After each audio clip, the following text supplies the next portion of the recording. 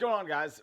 I'm Chris Bryant. Welcome back to Show Me Repair. And today I was actually doing a upper oil pan on a 2014 6.7 when I used up all my memory in my SD card, so I need to go buy one or delete some film. So I was going to make a video on this thing, but I ran out of film.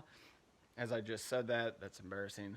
So since I couldn't record this for you, I'm actually coming to you now because I want to do a quick video to show you what this ran into. So, you know, all things happen for a reason, and this truck actually has a fatal problem now that I'm not halfway through the job, but I'm pretty far along. I have the transmission out. It's back there behind me, you can see on the floor, and I dropped the oil pan and I found bad news. Let me show you.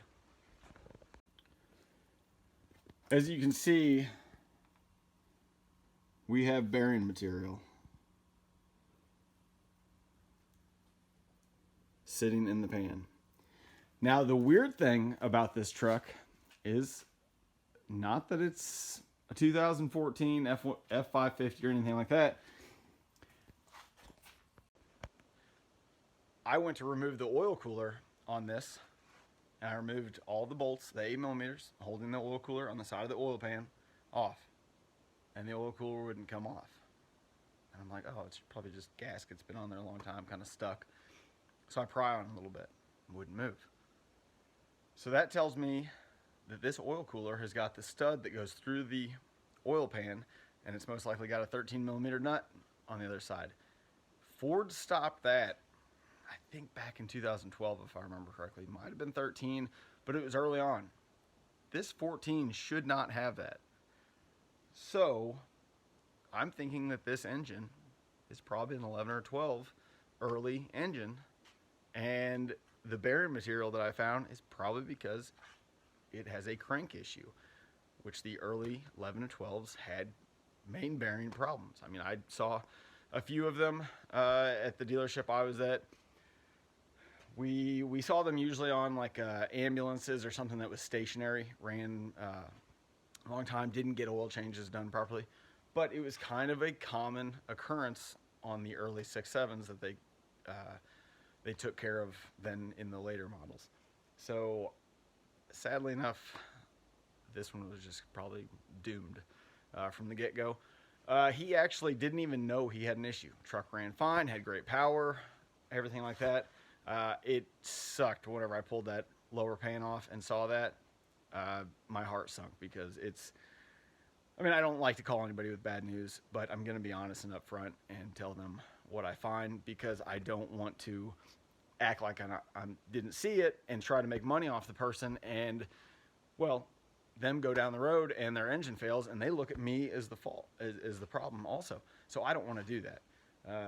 I don't want that to happen to me, and I don't want to put that customer in that position when, if he would have had a trailer behind this towing and his engine shut down somewhere, now he's got an expensive tow bill, and now he's got to still try to find a way to get that his delivery delivered. So he's in a predicament like this where we can take care of a situation. You know, it's still not good what situation we're in, but at least he's not in a bad situation. So in a situation where he's trying to figure out things, we can now try to figure out a solution without all the other headaches. So I'm gonna throw this video up because I just wanted to update you guys on this.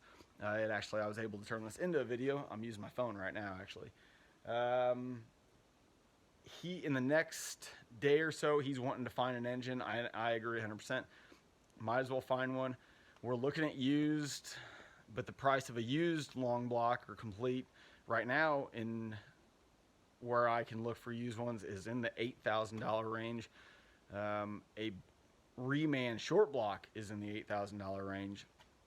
So which way do you go? You know, the used is a complete, but you really don't know what you're getting. I like to always pull the oil pan, check rods and mains, and see what condition they're in. If they're bad, it's getting sent back where we got it. If we get a reman short block, then we know what we have. We have some kind of warranty. and the outcome is much better usually. And so that's we're kind of stuck there, but we're stuck on the fact that none of these places really have them in stock. So we're trying to make this as quick as possible. He's got deliveries he's got to make next week, and we're trying to get it figured out so he can get it done. So anyway, don't forget to like, comment, and subscribe. If you guys know of any engines, shoot me some comments down below. Let me shoot me some places. That way I can get in touch with them. That'd be awesome. That way I can get this customer going. I do the same for anybody else, and I'd love that other people could help out, because what goes around comes around. And that would be awesome if we could help him out, find something quicker, keep him on the road, and he can keep making money and everything. So like, comment, and subscribe, and hit that bell. That way you get notifications whenever I post videos. That way you see stuff like this, because this could possibly be for your truck. So I'll catch you in the next video. Thanks, guys.